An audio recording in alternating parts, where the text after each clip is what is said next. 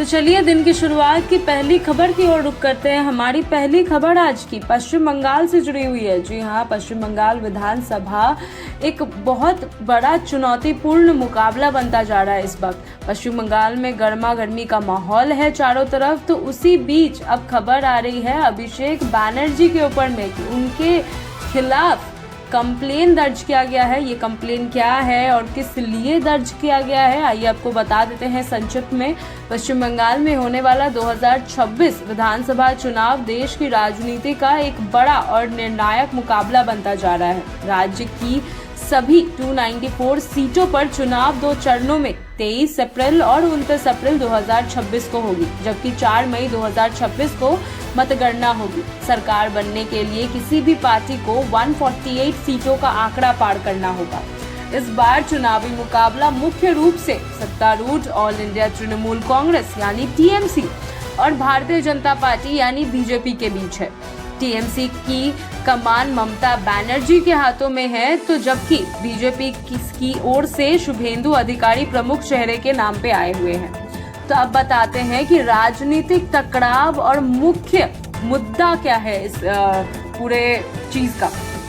इस चुनाव में राजनीतिक बयानबाजी और आरोप प्रत्यारोप अपने चरम पर है। हाल ही में टीएमसी नेता अभिषेक बैनर्जी के खिलाफ मॉडल कोड ऑफ कंडक्ट यानी एमसीसी उल्लंघन और कथित आपत्तिजनक बयान को लेकर शिकायत दर्ज की गई, जिससे चुनावी माहौल और गर्म हो गया है। चुनावी अभियान में प्रमुख मुद्दा इस प्रकार उठा है, आपको बता दें। पहला, रोजगार और युवाओं के लिए अवसर। तीसरा, विकास और बुनियादी ढांचा। और आपका दूसरा होगा पहचान की राजनीति यानी आइडेंटिटी पॉलिटिक्स। पांचवा होगा कानून व्यवस्था की स्थिति और छठवां होगा कल्याणकारी योजनाओं का प्रभाव। राज्य में भारी संख्या में मतदाता और कड़ी सुरक्षा व्यवस्था के बीच यह चुनाव पूर्वी भारत में राजनीतिक ताकत की परीक्षा माना जा रहा है। तो वहीं चुनाव से पहले आए सर्वे और अनुमान इस मुकाबले को बेहद करीब बताते हैं।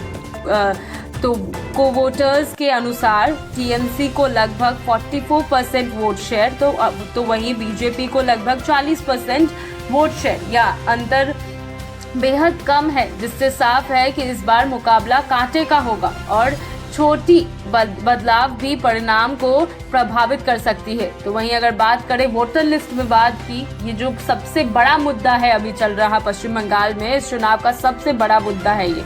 कुल मिलाकर कुल 60.06 लाख मतदाताओं की जांच हुई है। इसमें से 27,16,393 मतदाताओं को अयोग्य घोषित किया गया है।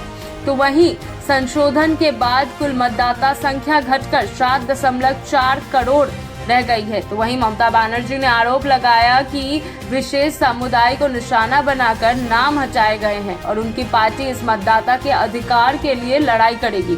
तो वहीं जिला की स्थिति बता दें तो मुर्शिदाबाद में सबसे अधिक कटौती हुई। 11,01,140 के करीब की जांच में से 4,55,137 नाम हटाए गए। झारखंड में सबसे कम हटाए गए हैं, केवल 1,240 मतदाता अयोग्य घोषित हुए हैं। तो यह मुद्दा चुनावी बहस का केंद्र बन चुका है और विपक्ष इस पर बड़ा राजनीतिक हथियार बना चुका है। जी हाँ, जानते हैं हम लोग जिस प्रकार से फिलहाल एसआईआर ने कल इलेक्शन कमीशन ऑफिस ने कल एक रिपोर्ट, एक लिस्ट सबके सामने लाई थी। उस लिस्ट में अनुमान 90 लाख से ऊपर लोगों के नाम हटा दिए गए थे। तो इसीलिए ये एक बहुत बड़ा मुद्दा बन गया है कि आखिर में पश्चिम बंगाल में इतने लोगों को क्यों हटाया जा रहा है। तो वहीं उनके दावे भी क्या हैं ये भी बता दें। 2026 का यह चुनाव सिर्फ सरकार बदलने या बनाए रखने का सवाल नहीं है, बल्कि बंगाल की राजनीतिक दिशा तय करेगा। राष्ट्र राजनीति में भी असर डाल सकता है और वहीं यह तय करेगा कि जनता स्थिरता चाहती है या बदलाव। तो वहीं पश्चिम बंगाल विधानसभा चुनाव 2026 एक हाई वोल्टेज मुकाबला बन चुका है, जहां एक तरफ टीएमसी अपनी सत्ता बचाने की कोशिश कर रही है, तो दूसरी ओर बीजेपी सत्ता में आने के लिए पूरी ताकत लगा रही है। वोटर लिस्ट विवाद, कड़े बयान और करीबी वोट प्रतिशत पर इस चुनाव को और भी दिलचस्प और अनिश्चित बना रहे हैं।